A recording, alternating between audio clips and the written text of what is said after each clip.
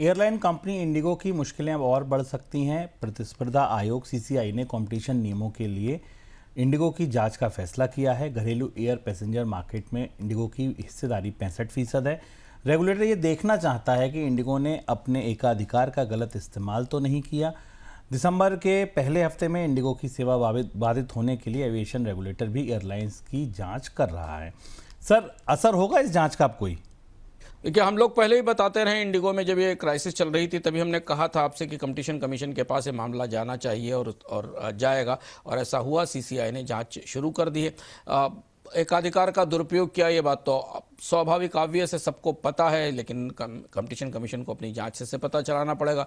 बाजार में 65 से 70% कंट्रोल है इंडिगो के पास, कुछ रूट्स में तो 100% कंट्रोल है। तो ये तो निश्चित है कि 60% से ज़्यादा हिस्से पर मार्केट में पावर का कंसंट्रेशन होता है, जो इंडिगो में मौजूद था, बना हुआ था। जो लोग हमारे नियमित दर्शक हैं उन्होंने पिछला अर्थम देखा होगा, जिसमें हमने विस्तार से बताया था कि भारत में एविएशन सेक्टर के उदारीकरण के बाद, नए एयरपोर्ट बनने के बाद, उड़ान जैसी स्कीमें आने के बाद भारत में एविएशन किराए कम नहीं हुए बल्कि बढ़े हैं, और उसकी बड़ी वजह है बाजार में 2 ऑपरेटरों का होना, और जिसमें इंडिगो की अपनी एक सबसे बड़ी ताकत होना है।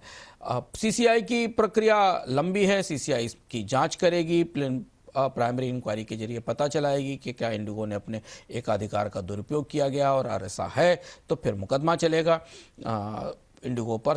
अपने उसके पिछले 3 साल के रेवेन्यू के 10% तक का जुर्माना लगाया जा सकता है।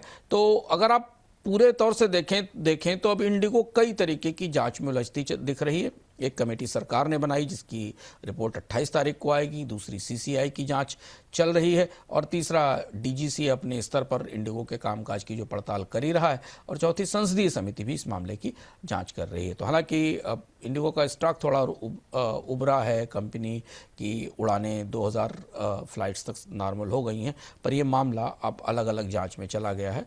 इन सारी रिपोर्ट्स को बाजार भी करीब से देखेगा, और कंपनी के ऊपर के वित्तीय असर इन रिपोर्ट्स के क्या होंगे ये भी देखना होगा। पेंशन रेगुलेटर पीएफआरडीए का कहना है कि बीमा में 100% एफडीआई खुलने का नियम 177 अरब डॉलर के पेंशन फंड सेक्टर पर भी लागू होगा, जिससे पेंशन फंड से जुड़ी इकाइयों में 100% एफडीआई का रास्ता खुल जाएगा।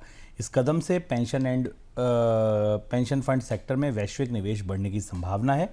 पीएफआरडीए चेयरमैन ने बुधवार को ये बयान दिया है। सर, क्या मतलब निकाला जाए इस बयान का? ये महत्वपूर्ण था। ये बात जब हम कल बीमा पर बात कर रहे थे तब ये बात संकेत के तौर पर उभरी थी, पर इस बात पर बड़ा कन्फ्यूज़न था, भ्रम था कि क्या जो बीमा में हमें 100% एफडीआई की इजाज़त दी गई है वो व्यवस्था पेंशन पर भी लागू होगी कि नहीं होगी। और पीएफआरडीए की तरफ से इसकी तरफ अब इशारा कर दिया गया है कि जैसे बीमा में 100% विदेशी निवेश आ सकता है, वैसे ही पेंशन क्षेत्र में भी, बीमा में भी 100% निवेश आएगा, क्योंकि जहां जो 74 से बढ़ाकर 100% किया गया है, क्योंकि जो पार्लियामेंट ने बिल पास किया है इंश्योरेंस सेक्टर में, उसमें ये प्रावधान किया गया है, पीएफआरडीए की तरफ से कहा गया है। तो पीएफआरडीए का जो एक्ट है, जिसका सेक्शन 24 है, जो एफडीआई कैप निर्धारित करता है पेंशन में, वो इंश्योरेंस के साथ अपने आप 100% पर पहुंच जाएगी।